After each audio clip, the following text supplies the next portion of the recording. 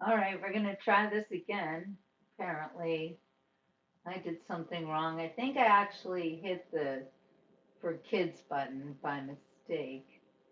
So, welcome back. Hello, replay people. This is an important show that I'm doing today, along with our President Trump. So, I'm just waiting for my audience to come back on.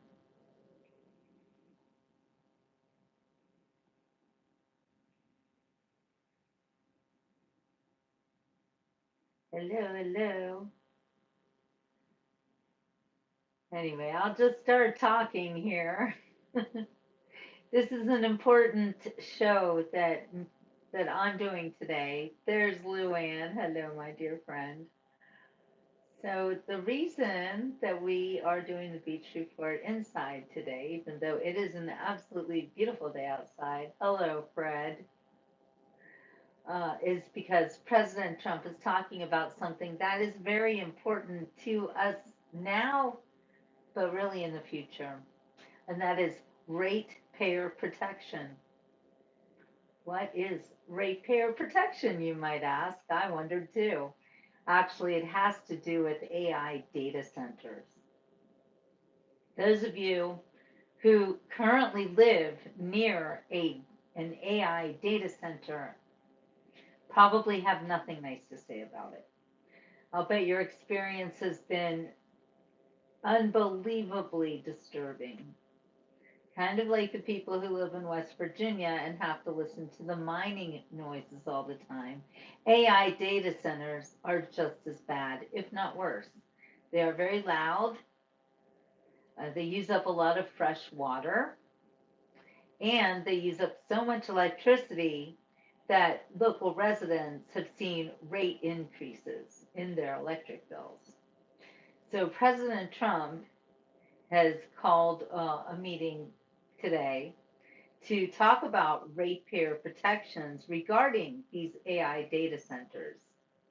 So let me know if this hits home for you if you live near an AI data center.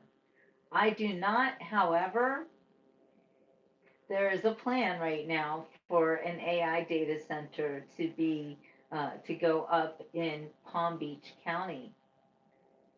Well, thank you, Jim. No, I sound like AI. I assure you, I am not AI.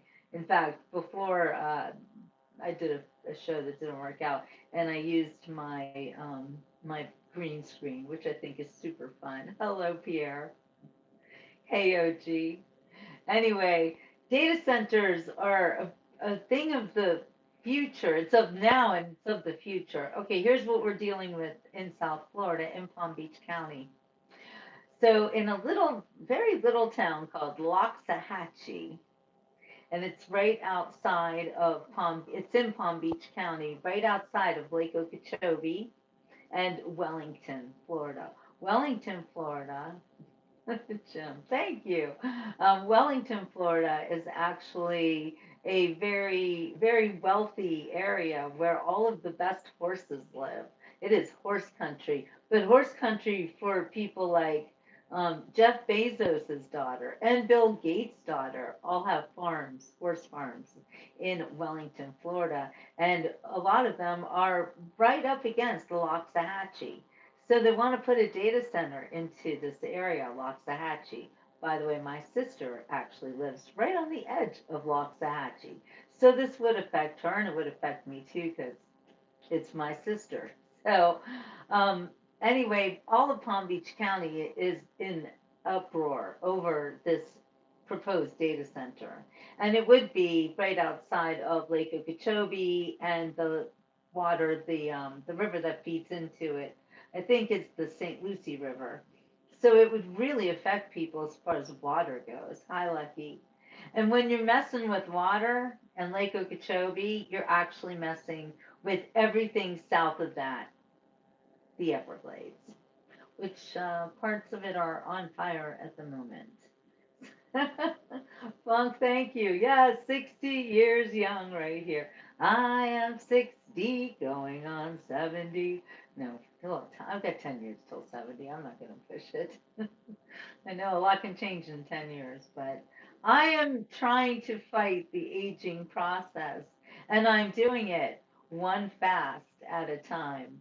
I often look for ways to keep a youthful appearance. Not that I really care about how I look as far as I earned every wrinkle that you see. All of this gray hair was cultivated by me and God. And I don't see anything wrong with it, and I'm actually pretty happy. So, did someone say turn it down?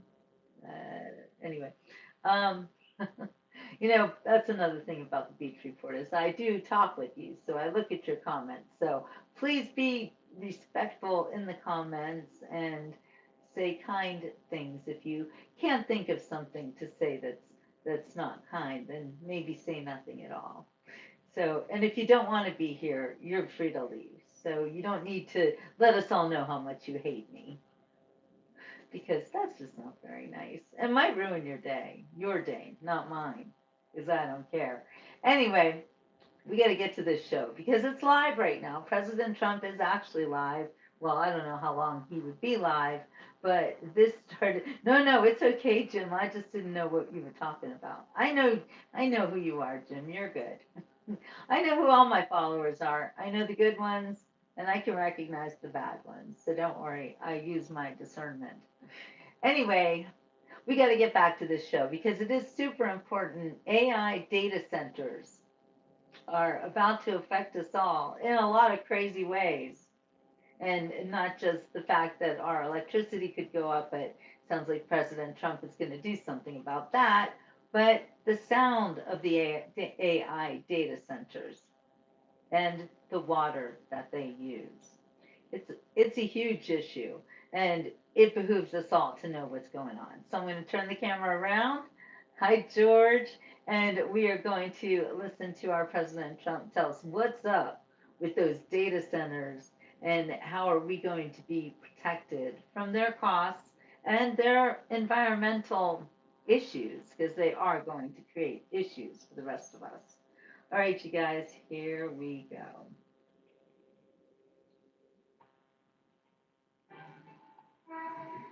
Well, thank you very much. These are exciting times. I think you probably want to speak about war rather than this, but this is very important. This is very important, and we're doing very well uh, on the war front, to put it mildly, I would say. Somebody said, on a scale of 10, where would you rate it? I said about a 15. And we're going to continue to do well. We have the greatest military in the world by far. And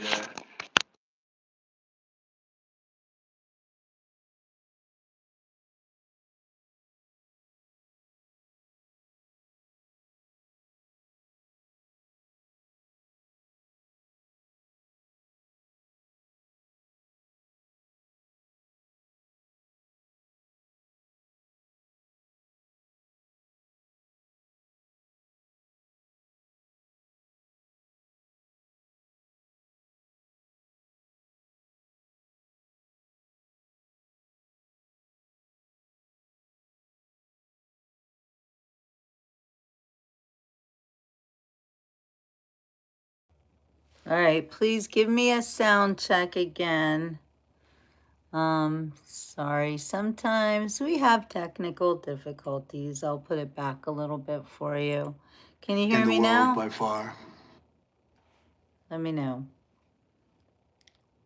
Sound good. Thank you, Hootie. Thank you so much. And thank you, I gotta say, thank you for putting up with this Gen Xer and her technical difficulties. You know what? It's what makes me real.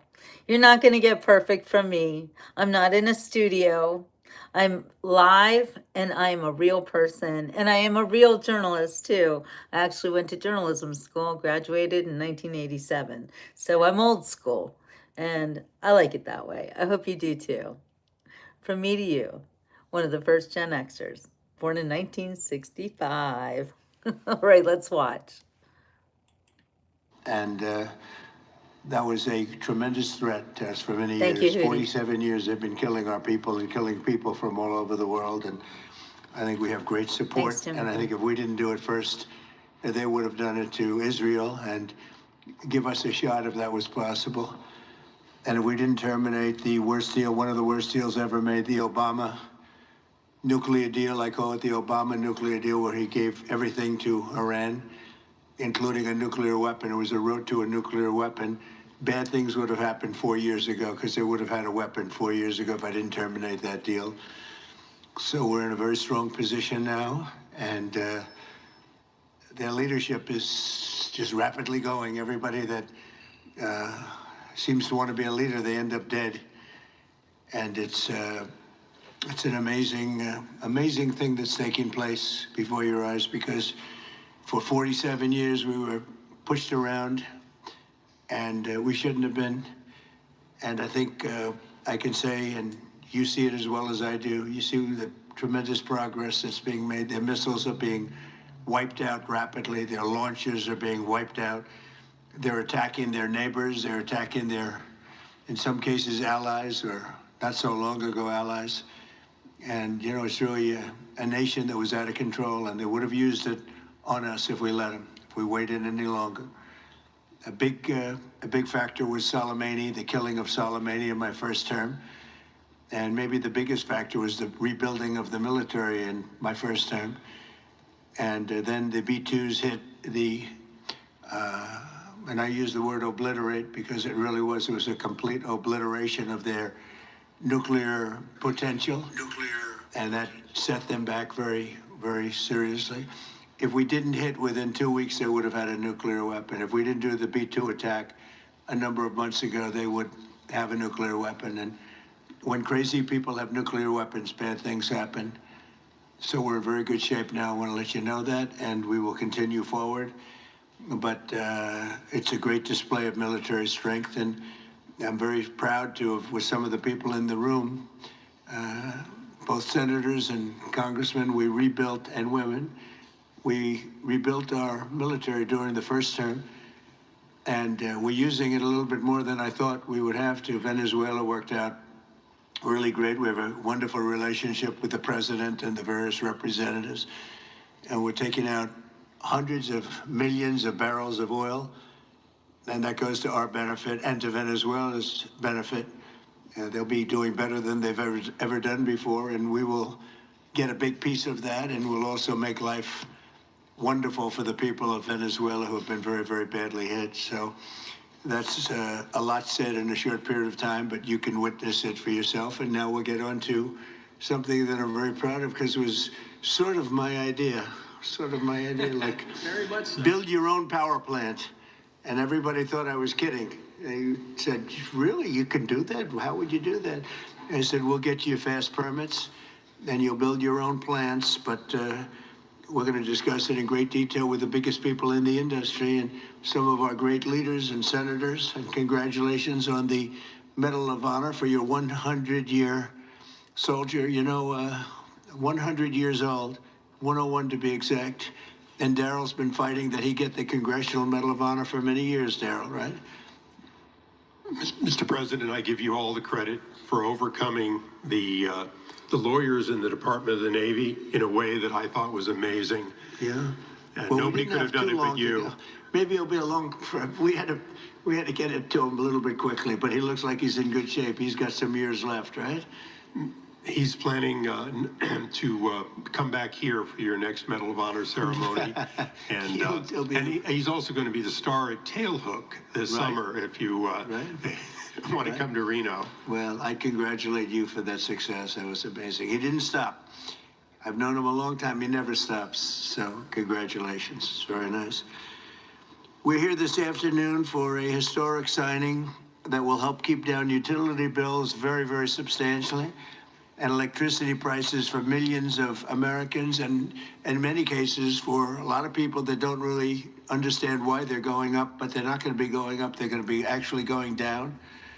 Today, we follow through on an announcement I made in my State of the Union address last week, as America's largest tech companies officially signed the Ratepayer Protection Pledge. It's a big deal. It's going to have a tremendous impact on electricity costs. We're bringing down all of the costs. We have this little interlude to do what we have to do because we had it going. But these interludes are very important, especially this one. But the economy has never been like this. We broke 50,000 on the Dow. People thought we wouldn't do that within the first 4 years. We did it in the first year, and we brought 7 on the S&P, 7,000 on the S&P. They said that's even less likely to happen, and we did that too, all within the first year. Under this new agreement, big tech companies are committing to fully cover the cost of increased electricity production required for AI data centers, and that would be prices for American communities will not go up, but in many cases will actually come down and very substantially. Because, you know, the data centers, and you people are so big, you're the biggest in the world, but they've developed a little bit of a bad public, they need some PR help, because people think that if a data center goes in, their electricity prices are going to go up, and that's not happening. It's not going to happen. And for the years where it did happen, it won't happen anymore because they never had this alternative. It's actually going to mean the prices come down. You're going to see how badly they want. Some centers were rejected by communities for that, and now I think it's going to be just the opposite. This means that the tech companies and the data centers will be able to get the electricity they need, all without driving up electricity costs for consumers. This is a historic win for countless American families, and will also make our electricity grid stronger and more resilient than ever before. So that's part of it. It's going to be strengthened up, and they're going to be getting a lot of excess electricity from the data centers where they build their own plants. They're going to be creating their own electricity. We're pleased to be joined today by Speaker Mike Johnson, who's got a difficult job, but he does it as easy as anybody I've ever seen do that job. It's never easy when you have a majority of 2, or sometimes less. Yeah, I was going to say, sometimes less, but he's amazing. And Energy Secretary Chris Wright, who's worked so hard, and Senators Katie Britt, Bernie Moreno, John Husted. Thank you, everybody. Really great. Thanks, Katie. Representative Darrell Issa and Derek Van Orden. Thank you both. And Derek, thank you. Nice to see you.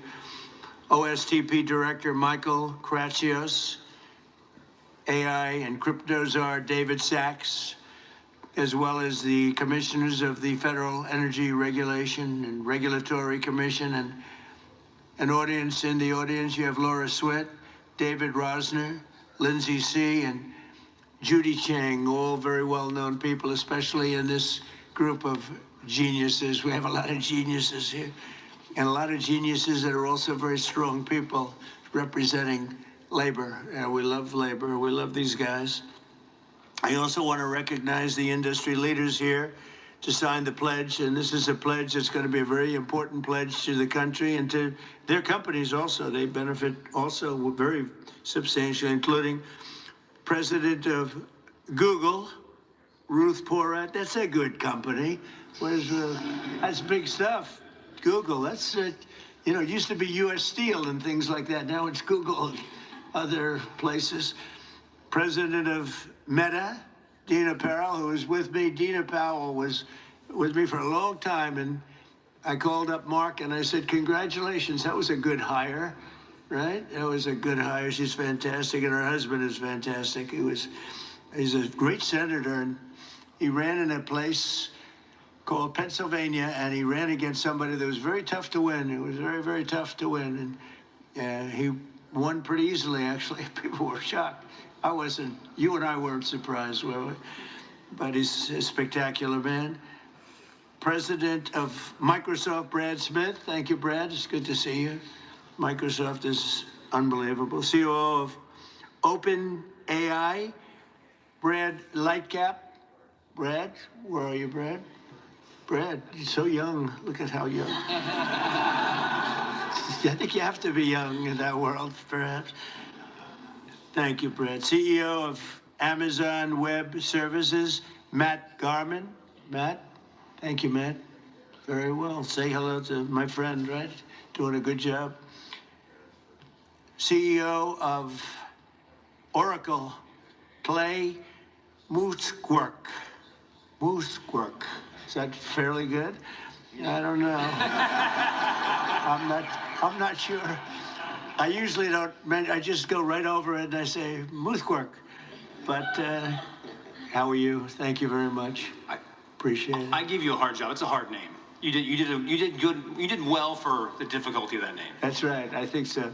Thank you very much. And Gwen Shortwell, Gwen Shotwell of XAI, another real leader. Thank you very much. Thank you. Thank you very much. Appreciate it. And say hello, right, to a special person.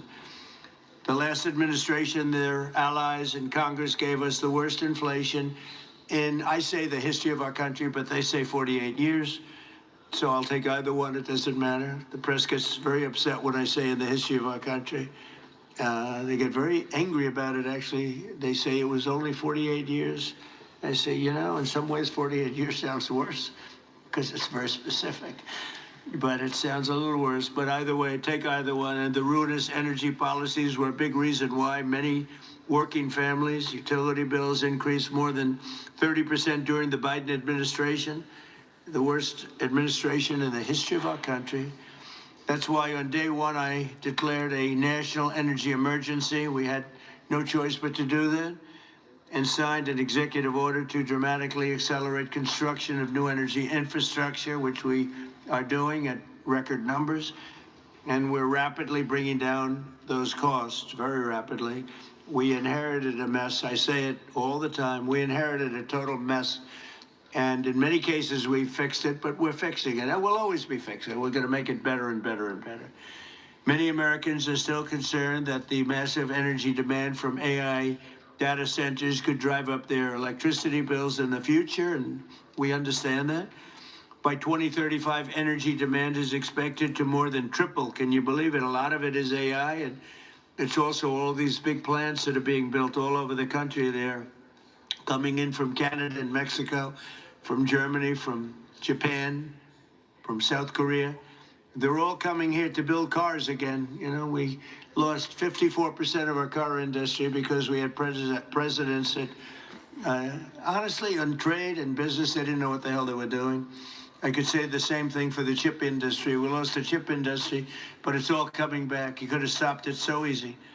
All you would have had to do is put a charge or a tariff on.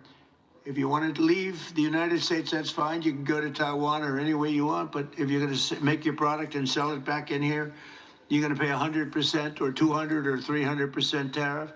And nobody would have ever left. But they missed that opportunity. But it's not going to matter now because it's all coming. They're all coming back. By 2035, energy demand is expected to more than triple. Under the Ratepayer Protection Pledge, we're signing today, the big tech companies are making 5 important commitments to keep utility prices down for American consumers. First, these companies are committing to provide or pay for all power generation and electricity needed for their AI projects, which is massive. And where possible, they'll add capacity to the grid by building new power stations. So they're going to be making their own electricity. They're not going to be taking from the grid, and they will actually, probably, based on what I'm seeing, they're building overcapacity, and they'll be able to sell that overcapacity at very low prices into the grid. In addition to that, we're fixing the grid. Now, if we didn't do this, this was, I believe, I don't know, nobody's going to challenge you, won't challenge me. I think this was my idea. I said, wait a minute, we can't, when I first got involved with AI, they said, we will need triple the energy. Think of this, triple the energy of what we have now. Some people said double. I said, whether it's double or triple, that's crazy. And that was just for AI. It is incredible. And when you see the buildings we're talking about, you start to understand it. But unless you saw buildings that go for miles, buildings that are so big, buildings that cost $60 billion. I said, you mean $60 million? When I first got involved, they said, we're building a $60 billion building. I said, you mean 60 million? 60 million is a big building. It's not that big, but it's pretty big nowadays. They said, no, sir, we're going to spend 60 billion, but now it's like 100 billion and 150 billion. And the bottom line, it takes electricity like nobody's ever seen before. And I said, well, with an old grid, even if we fix it really well, which we're in the process of doing, you can't take that and double our electricity. They're going to have to build it themselves. And I told Mark, I actually told Mark, I told Elon, I told people, and nobody believed me. They said, you're going to let us build our own electricity? Because they've been so used to being beaten down and to have people with no ideas how to solve problems, and then the whole thing fails. It's a whole disaster. I said, no, I'm serious. And in one case, they submitted plans, and they didn't do what I told them. And when I called them, I said, why don't you have your plant here? We thought you were kidding. Are you serious? You really? They couldn't believe it, in a good way. They said, it's too good to be true. And I said, no, it's not. And here's the other thing. You'll have your approvals within 2, 3, or 4 weeks.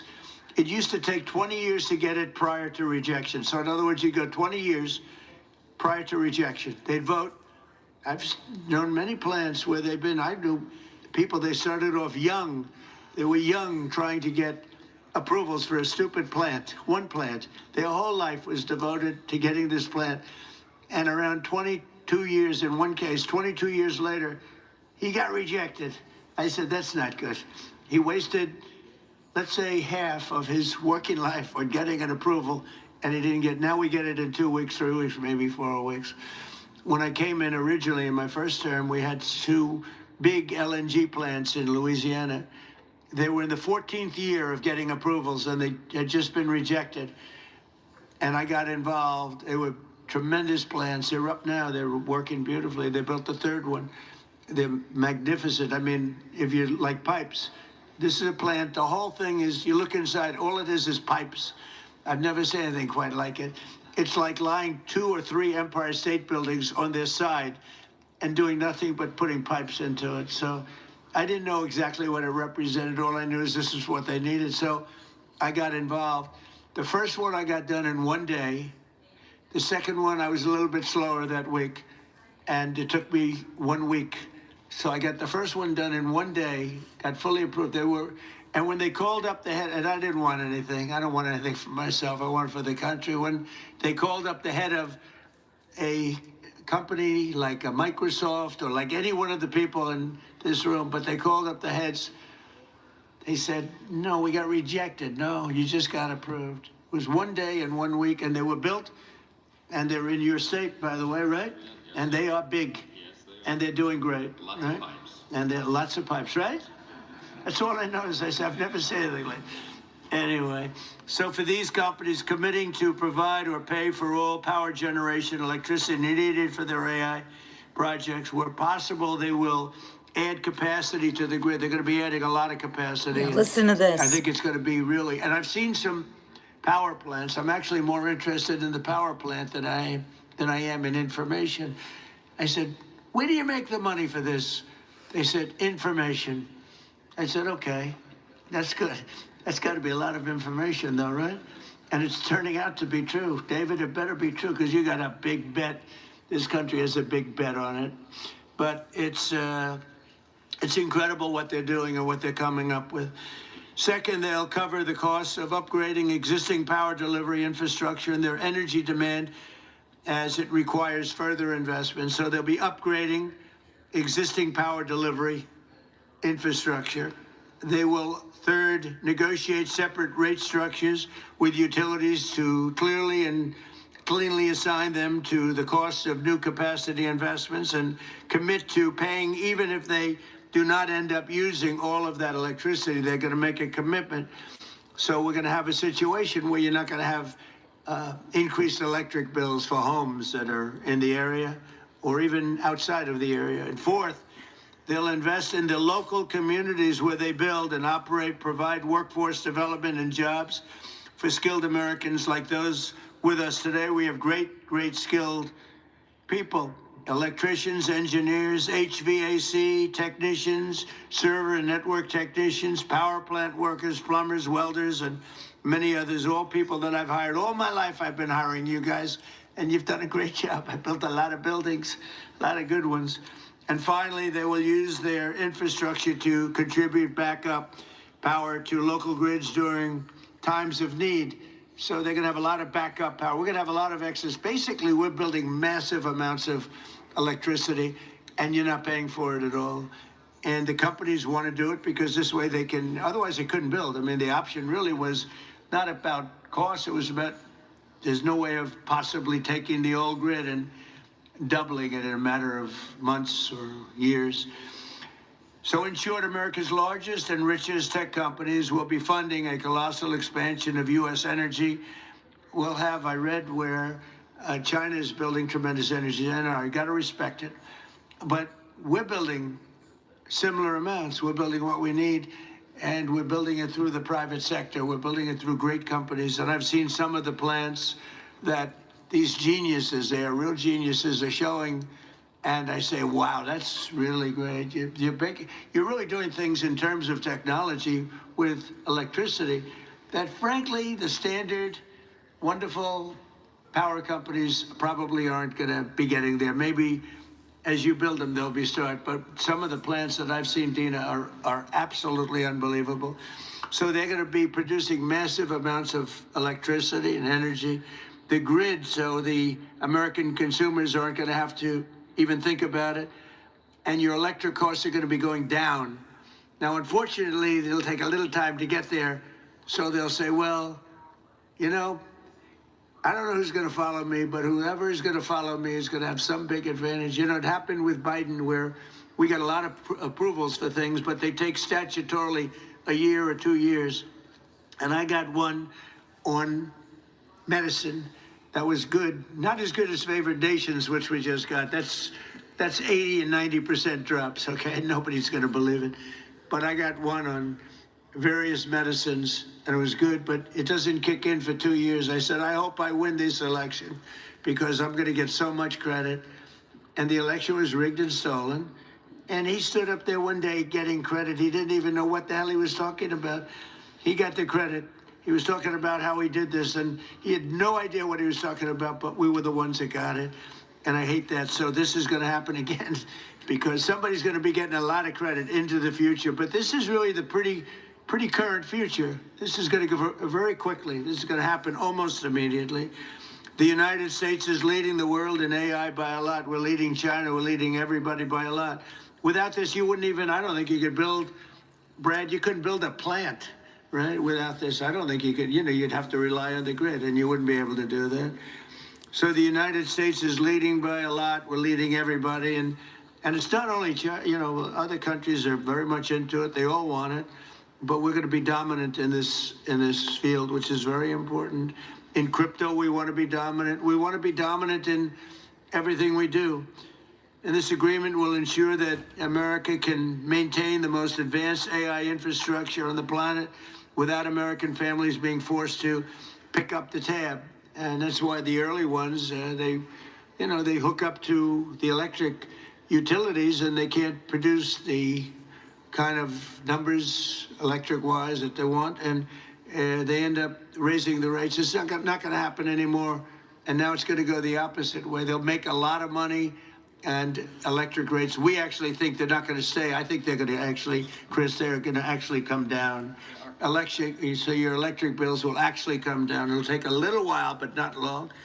So this new strategy, never tried before in any country, will pave the way for continued American dominance in energy and technology working together.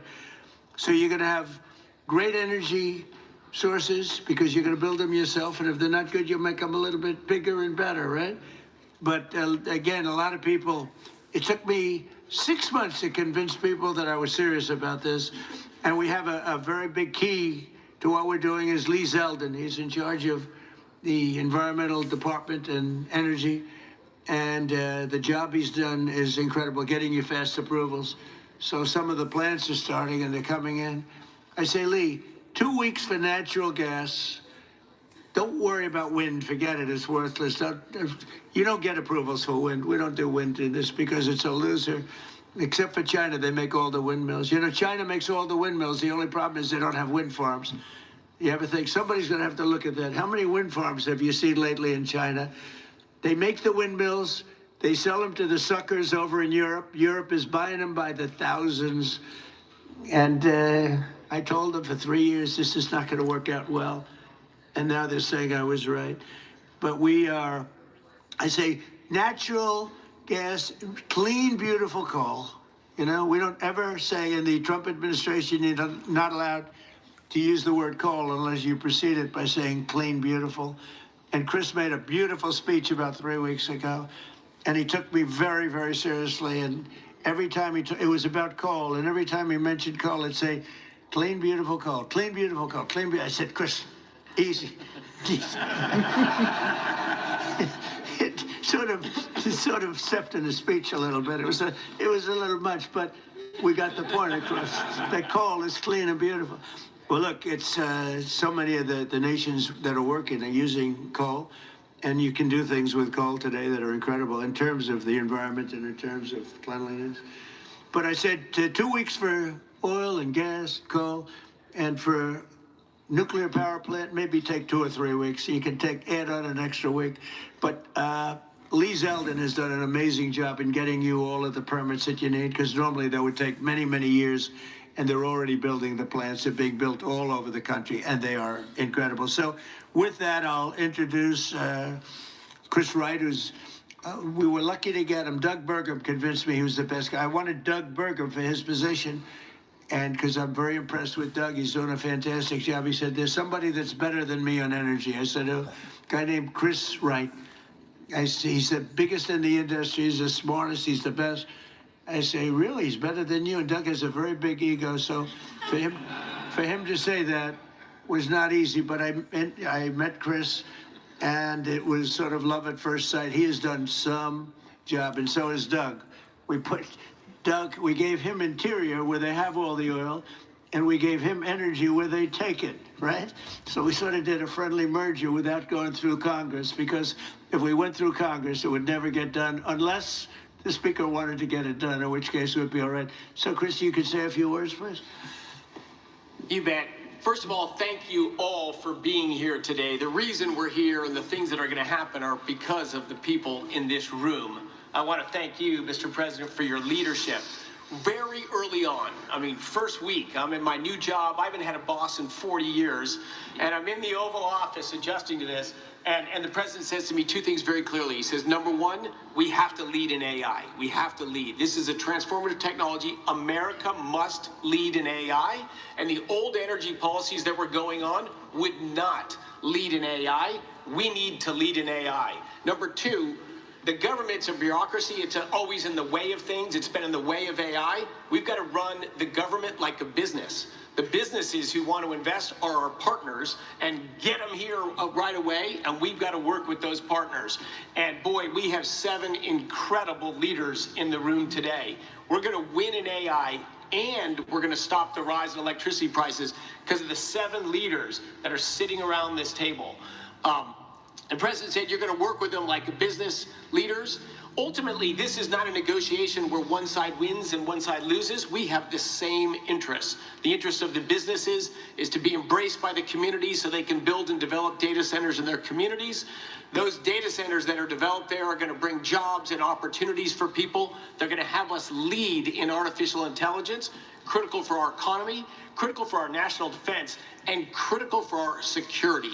The nation that leads in AI will be the military superpower. That has been and must remain the United States of America. But this is a pivot, and this is a transformation, and it's the bold leadership of the President and the bold long-term vision of the business leaders that I am very proud to call partners and friends around this table, that have invested that money, that have developed those technologies, that are willing to invest those dollars, and are also willing to fix the biggest problem. We had 30% electricity price rises during the Biden administration, and we shrunk our amount of available dispatchable electricity. That is a train wreck waiting to happen, and the President recognized from the start, we have to lead in AI and we have to stop electricity price rise, and those are not in contradiction. These companies are smart, they're powerful, they're strong, they can build power, partner with them. And that's exactly, all of them embraced it. All of them have spent money to these noble causes. And as we heard, a number of states that have partnered with the people on this table have announced multi-year rate freezes. Indiana's the leader now, and the first one filing for a rate reduction. but it is the partnership of these companies and a business focused on government, focused on the American people, that is the transformation. But I could not be more proud to be here. I've got to thank also our FERC commissioners that are here. FERC is a noble regulatory agency that just got bureaucratic and lived in a different time, in a different age. We need to make things happen fast. Could they stand up? Yes, can all the FERC commissioners stand up? Because, you know, they're the most powerful people in the country. And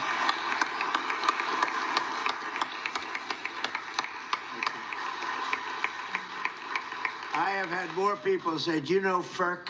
I said, do I know FERC? What about FERC? And I learned so much about you, and you are the most powerful people in the country. FERC. So we want to be very nice to you. Please get us approvals. Please get us those approvals, okay? Thank you all very much. Thank you. The FERC team has worked hard, smartly, and practically to enable the revolution that's going to happen. America leading in AI and stopping the price rises. Thank you all so much. And boy, one of the other things I'm crazy lucky about is to work as a partner with a guy who has the hardest job in the world and does it with a smile, does it with charm, and does it with grace. Speaker Mike Johnson. Well, thanks so much, Mr. Secretary. Thanks to you all. It's a great honor to be here with the leaders of tech and industry, the FERC commissioners. They are so very important, and all these folks who help all this happen. Look, only President Trump has the gravitas to be able to assemble the leaders of all these great companies in one room, and also to conceive of an idea like the Ratepayer Protection Pledge. This is an idea whose time has come. I think it's going to be so well received around the country because, let's be honest about it, there are concerns that people have had. There's a lot of misinformation out there, Mr. Secretary, about the rise in energy demand and what that's going to mean for our communities. So it is so meaningful to have leaders, the titans, to come in and say, everybody be calm. This is going to be great. It's actually going to be better going forward. Not only is America going to stay on top and lead and be the strong superpower that we are, we're going to continue to lead on AI. We're going to continue to make the communities better. I'm in the state of Louisiana. A lot of this is happening in Louisiana, Mr. President. It's not just a bunch of beautiful pipes. It's also data centers. Meta's doing a big one. And, of course, Amazon's working in Louisiana, Data and centers. Stack, and so many of the other companies. And our communities are so grateful to have that investment, and also grateful because they're coming in as great corporate partners, community partners, and they're acting responsibly. They're helping to build out the energy grid, and they're making life better, not just with good paying jobs. They're actually making life better in these communities and in our states. And so we're so grateful for that. I like what you said a moment ago. This is a win-win-win across the board. You have everybody who's come to the table in good faith under the leadership of this extraordinary president to make this happen for the country. It's at the perfect time. Trust is not given by communities and local stakeholders. It's built over time. And I think this pledge is a huge part of building that important foundation for the future. America's back, Mr. President. I'm so excited about that. Excited to be a part of this. Thanks so much for letting us be it. Yeah. I think we'll go with John. Is that all right? John Houston? Thank you, Mr. President. In places like Ohio, this is a very, very big deal. I know that you know well that if we want to have economic dominance and national security dominance, we need to have technological dominance. And AI and data centers are a big piece of that. And I know that the American people want to win. They want to win this just like you do. We want to be superior to our challengers like China. We want to have AI dominance because that helps give our military, our manufacturing, everybody across the country needs AI dominance if America wants to win. And I know that you're the leader of the America First agenda. You want America to win, but so do the people in places like Ohio, but they're concerned about energy prices, right? They know that they like those folks out there, the construction trades that build these, the plumbers, pipe fitters, HVAC, electricians, the people that build the power plants, the laborers, the boilermakers. Like, these are working people in places like Ohio that do amazing work to build the data centers, to build the power plants, but people just are worried about their energy prices. And what you're offering today with this roundtable with the Ratepayer Protection Pledge, Mr. President, is great leadership because this solves the problem that people were worried about. And as the data centers build new power plants, it leads to energy stability, affordable, reliable electricity for American ratepayers, helping them win the affordability battle that you're leading on behalf of this great team that you've assembled. And I just want to say thank you for your leadership on this. Thank you very much, John. And I hear you're doing very well in your race. He's running for a very important seat in a great state that I like a lot. So it's been good to me, and it's going to be good to you, and it has been good to you. So good luck with that. Okay? Thank you, Mr. President. You're going to do good. Michael, please. Thank you so much, Mr. President. You have been talking about this issue beginning as early as the campaign in July when we released AI Action Plan. This was a focal point of the speech you gave, talked about it again at the State of the Union. So this is a culmination of this idea that you've been working on for quite some time. And the key to all of this is that American AI leadership should never come at the cost of hardworking Americans' ability to pay their electricity bills. And Frontier AI that all of these great companies work on every day, along with the data centers that underlie them, are going to accelerate scientific discovery. They're going to unlock economic efficiencies. They're going to enable entire new industries to support the prosperity of all Americans. And to continue to lead in AI, these great companies need to make new data centers. We need new fabrication capacity. We need new manufacturing facilities, and we need new power plants to be able to do all of this great work. And today, through this pledge, we are challenging all these companies to think bigger when it comes to data center construction by identifying ways that we can drive down the overall electricity cost, to ultimately strengthen grid resilience, and to create more American jobs in the communities that choose to build all of these data centers.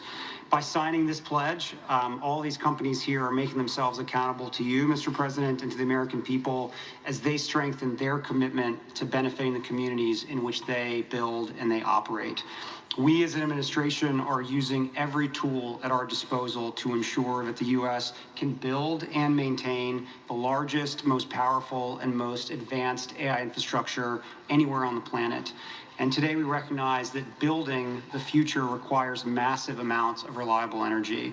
And I'm grateful to you, Mr. President, for acting so decisively to ensure that the growing demands of energy that we have are never passed to the American households. Thank you. Thank you very much. Dina? Thank you, Mr. President. It's such an honor to be with you today. I also want to thank your outstanding team for partnering with us. You know, it's been remarkable to watch this transformational moment and you positioning America to lead. Our country has had very big transformational movements before, whether it was coming together, World War II, or the Industrial Revolution. But this is different. The next 3 years, in many ways, sir, are the whole game. And those 3 years, while you are president, you have positioned us to win.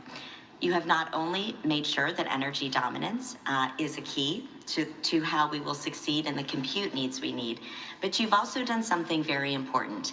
You've made us all know that it's not about the products, it's about the people. And at Meta, we are so proud of the jobs that we are creating, whether it is in Louisiana or in Ohio.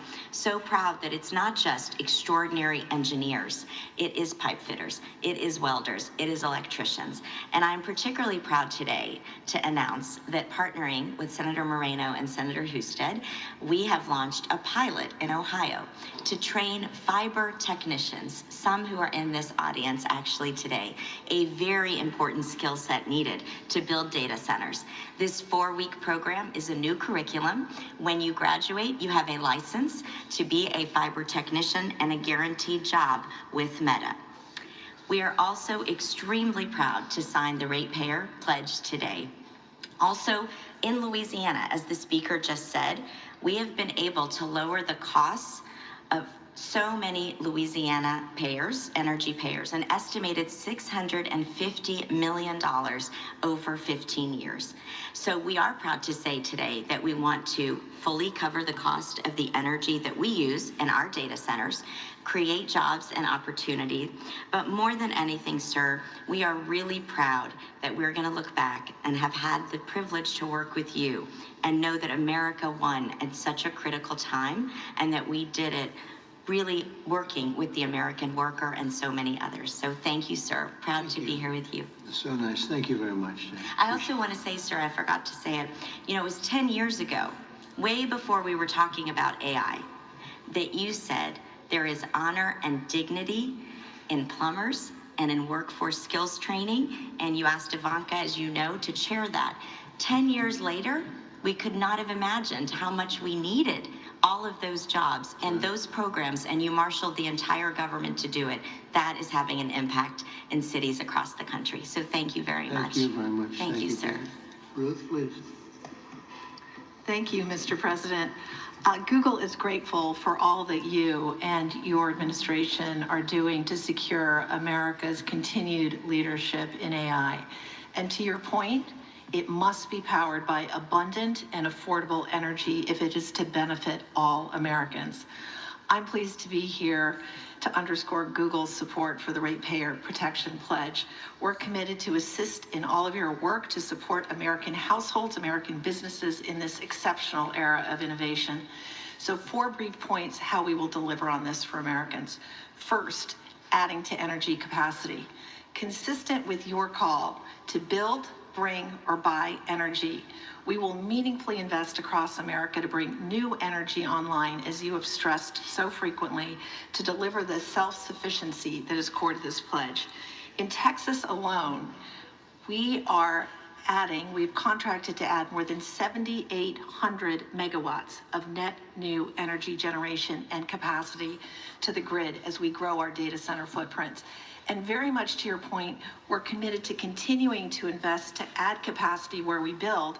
And to that end, we will very shortly close on an acquisition of Intersect Power, which is going to enable us to build data centers right next to those new additional power generation capabilities where possible.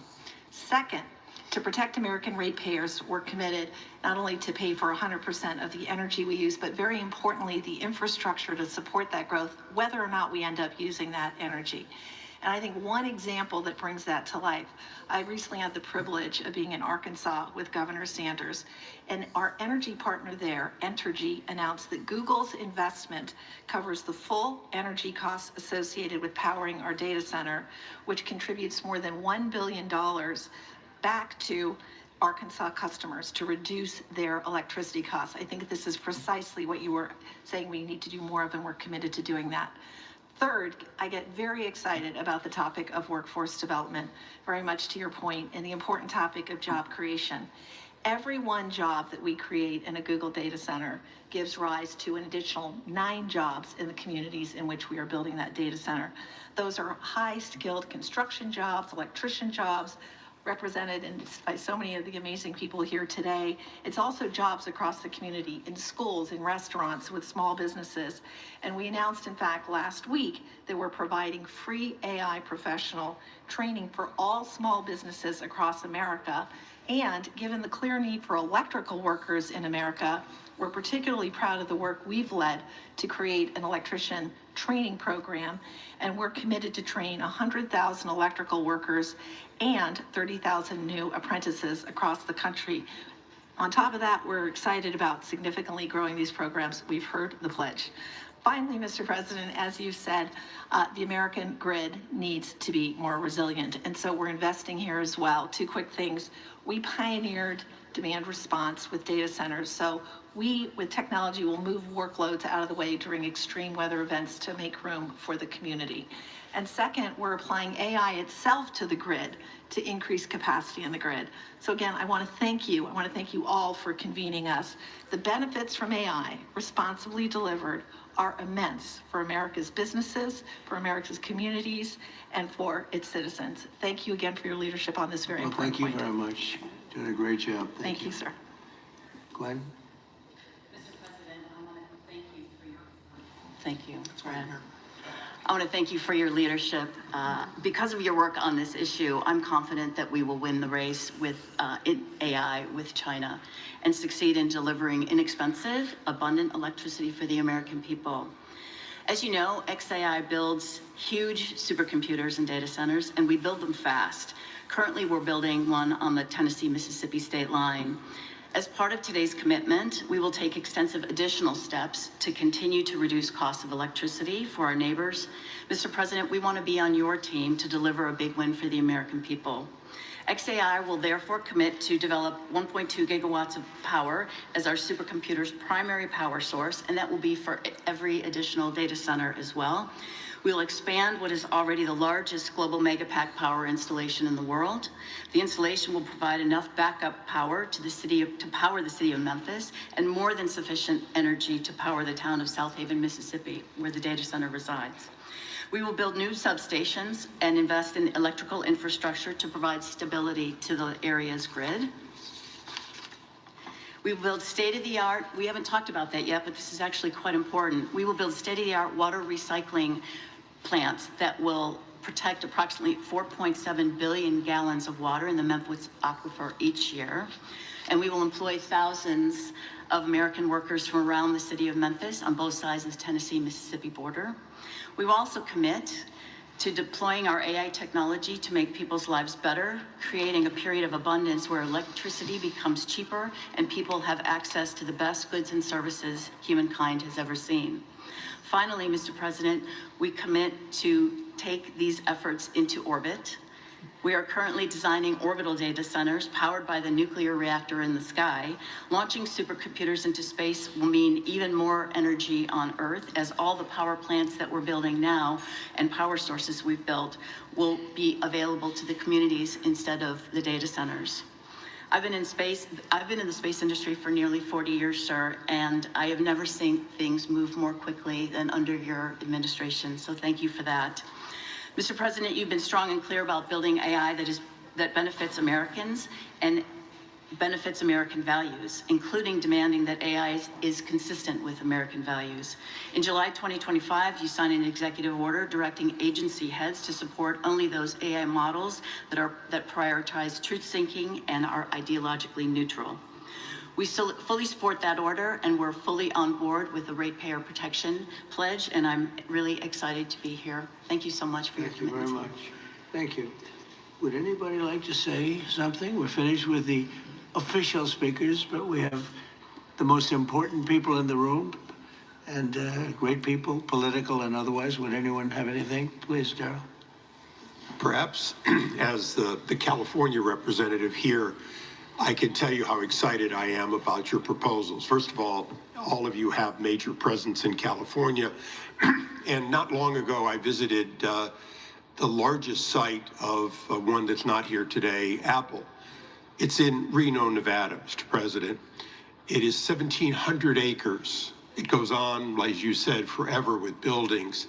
It is doing a great job. It is one of dozens. Most of you also have centers being put up in that same neighborhood just outside my state of California. The reason they're there is the availability of power. And the story I just wanted to briefly say that says a lot about the current state versus where you're putting it with the help of industry. They have what you would call huge, beautiful power plants, one after another that they have. They built them for backup because in Nevada they were able to get all the power they wanted, but they built in resilience there. They've only had to run them extensively when California calls and says we're having a blackout. Would you please turn on your power generators so we don't go dark in San Jose, miles away? That said so much to me about the responsibility of these companies already in the past building backup power, but also the need to have the resilience that these plants will create as a result of your work. And they won't be diesel plants, they'll be clean burning plants. They won't be temporary or backup, they'll be positive.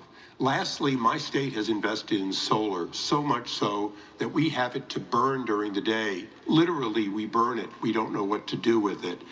The ability of these power plants to take solar when it's in excess and then provide that resilience 24/7, all as a result of your leadership. And so, as someone who is from a state that may build less of them, but needs them more than any other state, I want to thank you for what you're doing, because these companies now can be empowered to do a lot more than what they did so far on the edge of California to help California be part of winning the AI race. Thank you very much. We'll go very quickly. David, please. Thank you, sir. As I think all of you know here, we have an AI boom going on. We also have a construction boom going on. Just the leading companies in the U.S. are investing $650 billion this year building out this infrastructure. That's a 2% tailwind to GDP, and that is leading to job increases for construction workers and huge wage increases for construction workers like the fellows we got right up here. So this is a very important boom to sustain, and thanks to your leadership, Mr. President, we're doing that, and we're protecting residential ratepayers, making sure that their electricity prices will not go up. That's the combination we need. And I just want to contrast it, if I may, with the approach of Democrats like Bernie Sanders. Their approach is just to ban. They just want to ban the data centers. So they want to stop the economic growth. They want to stop the wage increases for blue collars. They want to stop the construction. They want to just stop progress. That's not the answer. There's a much better answer. You have found it, sir. And I just want to vouch for the fact that in one of our very first meetings, you did say that you wanted to make our AI companies into energy companies. So that was true. And I remember thinking, that's a really good idea. The president knows more about AI than I do.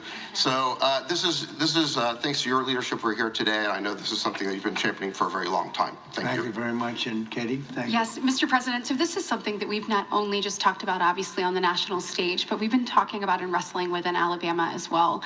Look, we understand the need to win the AI race, and you have made sure that America is put first in every category, and that means that we dominate there, and we do it in a way, though, that helps everyday Americans. So when we're looking at their safety and security and what that will ultimately prevail there, we don't want to do it at the expense of ratepayers.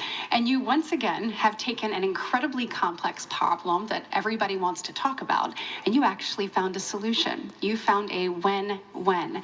We're not only going to win the AI race as a result of what you're doing today, but you have said to every American, to every Alabamian, I see you.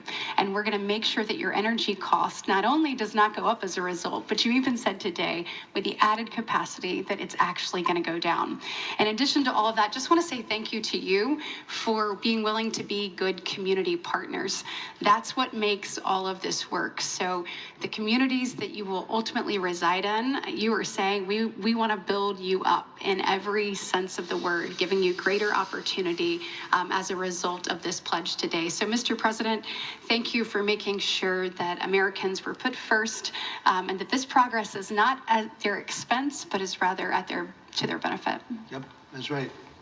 Very quickly, Derek. Mr. President, I have to tell you something. You're the only person in the world that could put together this coalition.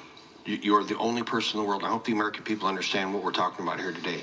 You're meshing high tech with the hammer. You're putting these guys with the hard hats with the 100-pound brain nerds, and that's gonna be the future. Sorry, I love you guys. And so, Mr. President, the thing that the American people need to understand is that you're not thinking about an election cycle. You're thinking about the next generation. And what you're doing today by having this coalition of people is making sure that the future generations, our children, are not going to have to be concerned about losing a war. And that means so much, especially in this time now. If people really take a step back and appreciate this is actual visionary leadership, and it's going to take care long before or long after we're all gone, sir. Your efforts today are going to make America great into the foreseeable future. So thank you so much. Thank you, Derek. You're doing a great job. Bernie, I think you're okay. You want to say something really fast, Bernie? Thank you. He gets my vote. He gets my vote. I have to go back and look at the war. You know, I have a lot of things happening. Thank you, Bernie. You're doing a great job. Please. This is Will Scharf.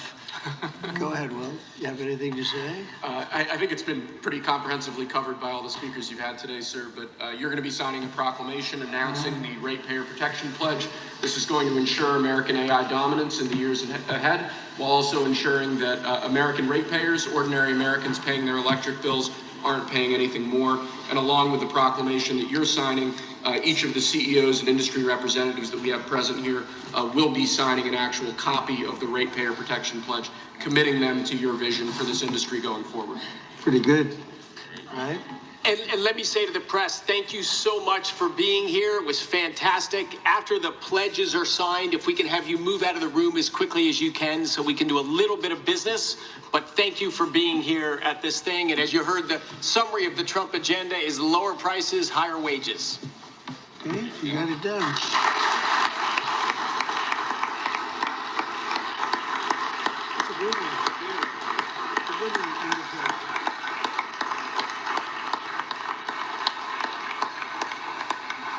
Thank you very much. Thank you. Thank you, Press.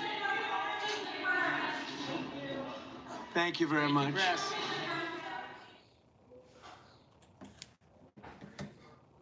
Okay. Wow. I kind of have to watch that again to really get more out of it, but listening to those women talking about the data centers, like, they were super excited, weren't they?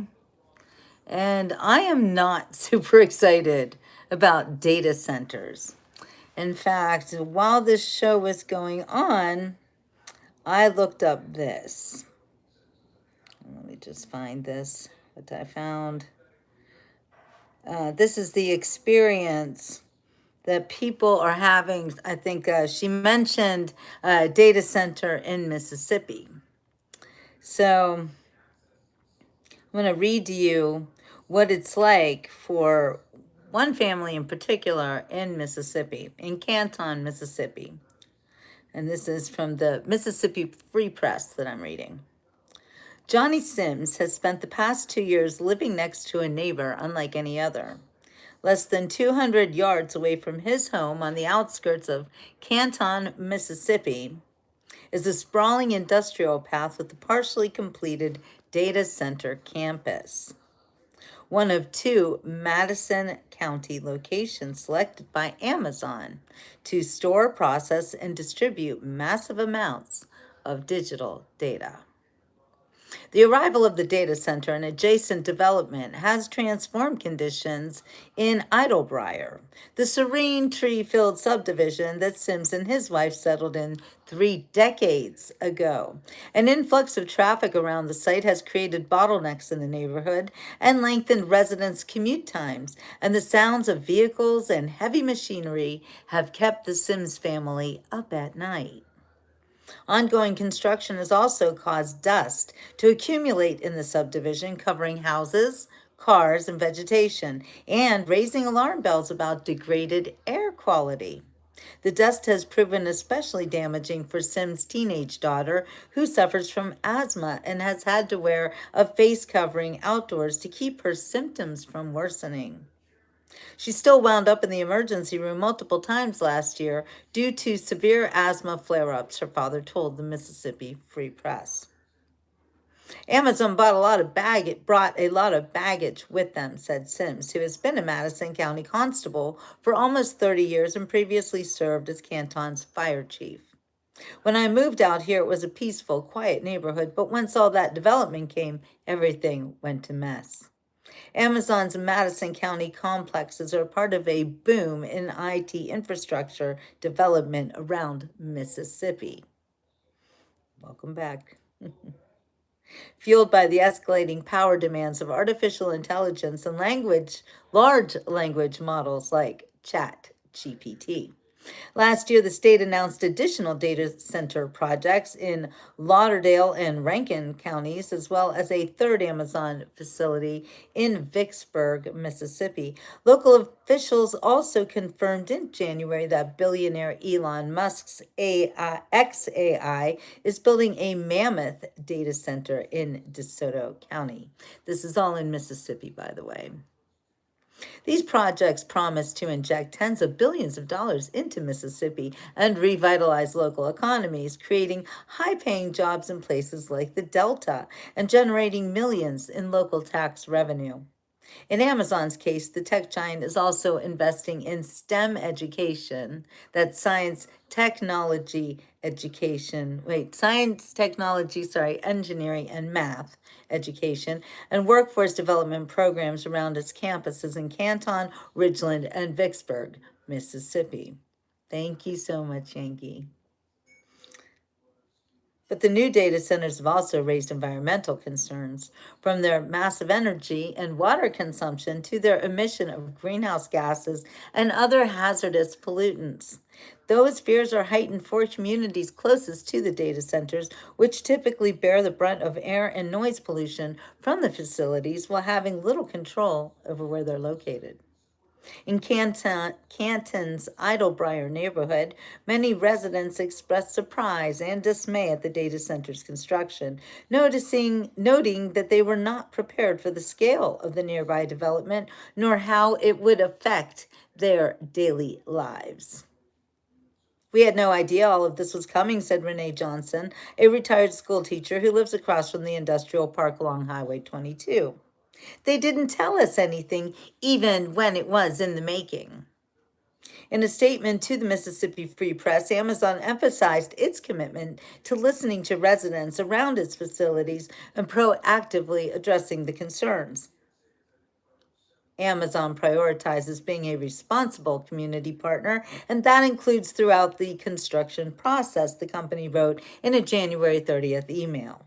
We aim to minimize disruption while still being able to deliver meaningful benefits, including new construction and long-term technology jobs, opportunities for local contractors and small businesses, and sustainable tax revenue that supports schools, public safety, and community services.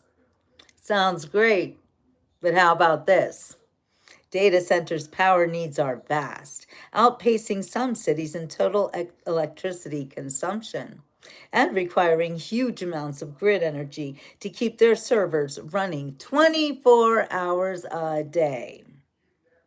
This round-the-clock reliability is essential for the facilities, since any unplanned outages or downtime could impact critical services and have consequences for customers in an array of sectors. To prevent even the smallest disruptions in server operations, most modern data centers have one or more sources of backup power on the site, also often in the form of massive generators powered by diesel fuel. Permits issued by the Mississippi Department of Environmental Quality show that Amazon's 2 Madison County campuses will house more than 700 diesel generators, over 300 of which will be located in Canton. At their maximum combined output, Yankee, yay, woo woo, Yankee's a member, everybody celebrate.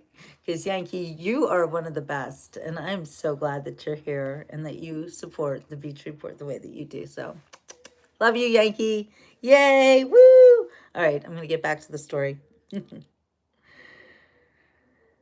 All right, we're talking about all the diesel generators, over 300 of which will be located in Canton itself.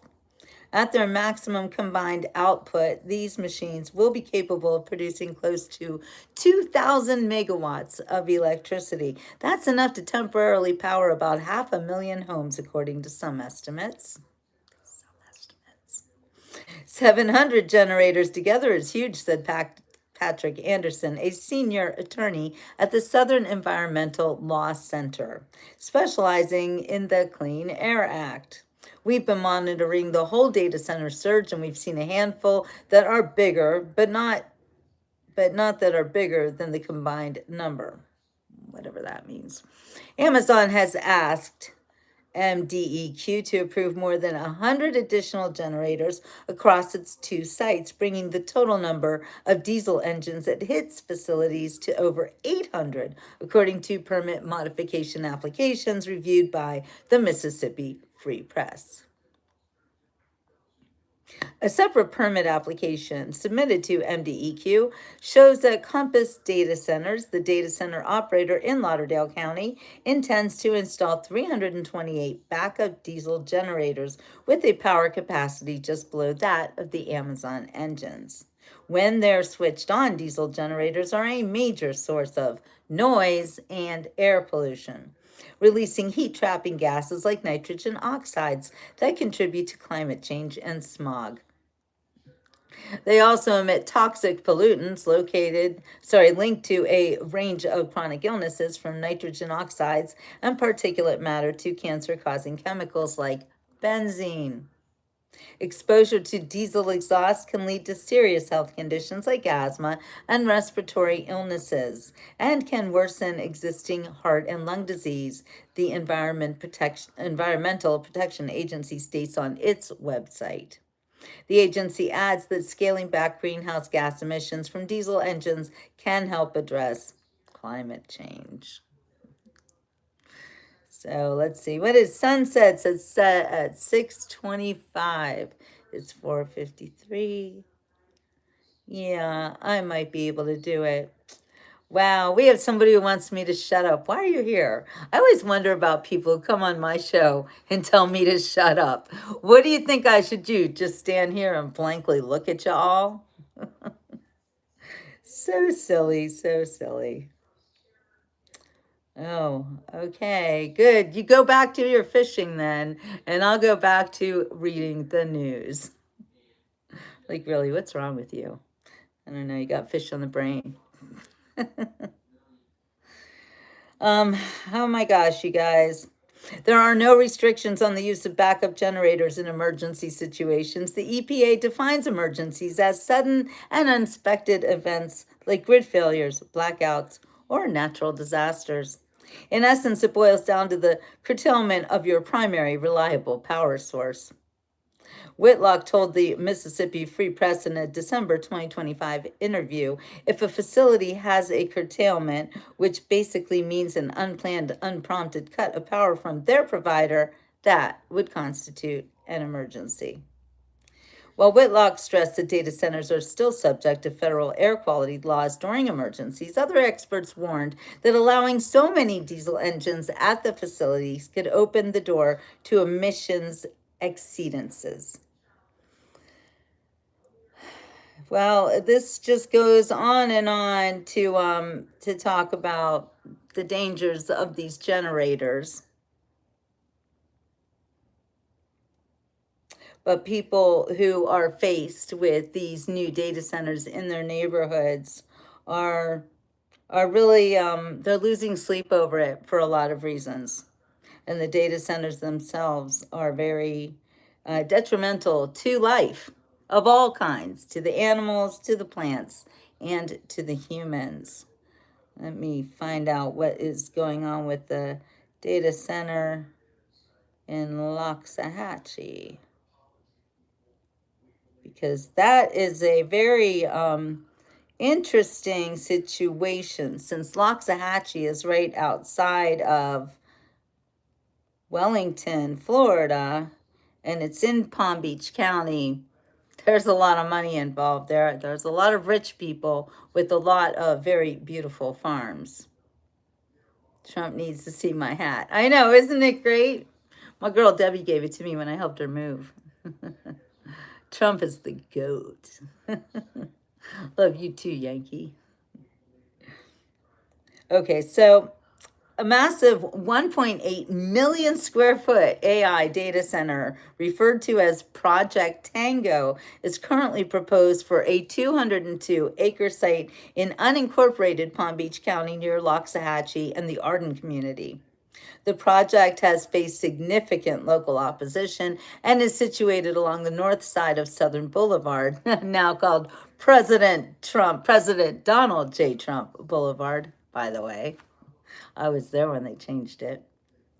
It has near the 20-mile bend. So it's across I-95 over near Lake Okeechobee. What's going on? Is everybody okay? The price of fuel affects all. Yes, we can't just sit by and allow terrorists to turn our supply on and off at random. That's for dang sure. So the scope of this project, Tango, includes at least 11 data center buildings with heights reaching up to 75 feet, which is like 7 stories high. And there are no buildings like that in this area. This is part of the Florida Everglades, actually. And like I said, very close to Lake Okeechobee, which is a national treasure, by the way. Anything that has to do with Lake O and the Everglades, I'm all over it. I'm like, that's my home, you know, that's my jam. That's some of the most important land on earth, by the way. You're right, Yankee. The silent majority is definitely awake. Definitely. And waking up more and more people every day. So the purpose of this data center is an AI hyperscale data center to support artificial intelligence workloads featuring thousands of servers. The project is linked to PBA Holdings with plans to include more than 1.7 million square feet of data storage and additional warehouse space. The project was initially approved in 2016 for a smaller scope, but required new approvals to expand by 64 acres, triggering community backlash. A key county vote on the project was postponed until this coming April. Residents are concerned about high water consumption for cooling, potential contamination of local well water, and constant low-frequency noise. Fears also exist regarding increased traffic, the industrialization of a rural area, and the impact on nearby residential communities. A Change.org petition against the project has garnered more than 7,000 signatures in 1 month, and residents have packed town hall meetings to protest. And they've been asking me to talk about it on my show as well, since this is in my wheelhouse, in my area, in my sister's neighborhood, actually. So it is very, very serious. Project Tango is facing opposition, not just from the county and the local residents, but from some of the wealthiest people in the whole world. So I don't know, because sometimes when the wealthy people talk, things happen, which makes me crazy. Anyway. All right, you guys. Well, our girl Nicole wants desperately to go to the beach, and I'm looking outside and it looks like it's pretty nice out there. So if we're gonna do a beach report, I'm gonna have to get in my car now. Takes me about 20 minutes to half an hour to get to my favorite beaches. So I'm gonna do that, and I will schedule my show, I guess, for like 6 o'clock, hoping I get there before 6 o'clock, which should be okay. And we will see you on the sunset edition of the Beach Report. But we are not going to talk about data centers. We'll talk about other things like health. You know, it's your wealth. All right, you guys. We will see you on the next Beach Report. So stay tuned, because we'll be back with a magnificent sunset on the West Coast, Florida. All right, you guys. Ciao for now.